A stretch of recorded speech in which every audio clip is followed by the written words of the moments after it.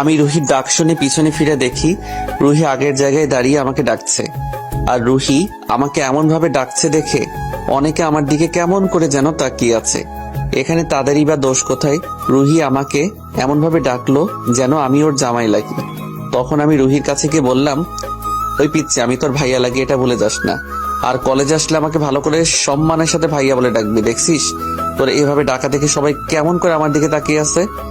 কিন্তু আমার এই রাগ দেখানো মনে হয় না রুহির উপর কোনো প্রকার প্রভাব ফেলছে। উল্টা রুহি আমাকে রাগ দেখিয়ে বলল, কে কিভাবে তোমার দিকে তাকিয়ে আছে বা থাকে তা জানার আমার দরকার নাই। শুধু এটা মনে রেখো, ভার্সিটি এসে যা ইচ্ছা তাই করতে যেও না। কারণ এটাও মনে রেখো, আরো দুটো চোখ আছে কিন্তু, যে তোমার উপর নজর রাখে। ওই তুই কি আমাকে একটু শান্তিতে থাকতে দিবি না? বাসায় সারাক্ষণ আমাকে জ্বালাস, আবার ভার্সিটি আসলে তুই এখানে এসেও আমাকে জ্বালাস। তুই আর আমাকে কত জ্বালাবি? আমার এমন মলিন মুখ দেখে রুহি মুচকি এসে বিড়বিড় করে বলল, তোমাকে তো আমি সারা জীবন জ্বালাবো, তবে সেটা রোমান্টিক জ্বালাতন। আমি রুহির কথা কিছু বুঝতে না পেরে বললাম, ওই পিচ্ছি, বিড়বিড় করে কি বলিস? যা বলার স্পষ্ট করে বল। ওই আমি এত কিছু জানি না, তোমাকে বলছি ভার্সিটিতে ভালোভাবে চলতে, তাই করবে। আর আমার কথার কোনো উল্টাপাল্টা হলে সোজা বড় আব্বু আর বড় আম্মুর কাছে বিচার দিব, তখন বুঝবে মজা। ঠিক আছে, ভালোভাবে চলবো। এবার তোর শান্তি হলো? আমি আর রুহি যখন কথা বলছি তখন রুহির বান্ধবী নিশি আমাদের কাছে আসে। আর নিশি আমাদের কাছে এসেই বলল, আরে রৌদ্র ভাইয়া, কেমন আছেন? এই তো আমি ভালো আছি, তুমি কেমন আছো নিশি? জি ভাইয়া, ভালো আছি। ভাইয়া, আজকে কিন্তু আপনাকে অনেক সুন্দর লাগছে। তাই নাকি? তাহলে আগে মনে হয় আমাকে দেখতে ভালো লাগেনি। না, আমি ঠিক তা বলিনি। আপনাকে তো সবসময় দেখতে সুন্দর লাগে, তবে আজকে একটু বেশি সুন্দর লাগছে। মানে ক্রাশ খাইছি বলতে পারেন। আমার আর নিশির কথা বলা দেখে রুহি রাগে লাল হচ্ছিল, কিন্তু মুখে কিছু বলছিল না। তবে নিশির শেষের কথাটা শুনেই রুহি চিৎকার করে বলল, ওই তুমি এখানে দাঁড়িয়ে আছো কেন? তোমার না ক্লাস আছে? আর তুই কেমন রে, নিশি যাকে দেখিস তাকে দেখে ক্রাশ খাস তুই? ভুলে যাস না, রৌদ্র তোর ভাইয়া হয়। রুহির রাগ দেখে আমার কেন জানি হাসি পাচ্ছিল, আর আমি তখন মিটমিট করে হাসতেছিলাম। তুমি এখন এখানে দাঁড়িয়ে আছো, যাও বলছি এখান থেকে, তোমাকে আমি পরে দেখে নিব।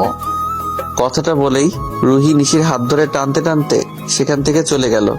আর আমিও সেখান থেকে হাসতে হাসতে আমার ক্যাম্পাসে চলে আসলাম। আসলে আমার আর রুহির কলেজ আর ভার্সিটি একসাথেই, আর এজন্যই রুহির আমার উপর নজর রাখতে সুবিধা হয়। তবে মাঝে মাঝে আমার ওর পাগলিগুলো ভালোই লাগে। আর এইভাবেই সারাদিন ক্লাস করে আমার আর রুহির ছুটি হলে আমরা একসাথে বাসায় চলে আসি।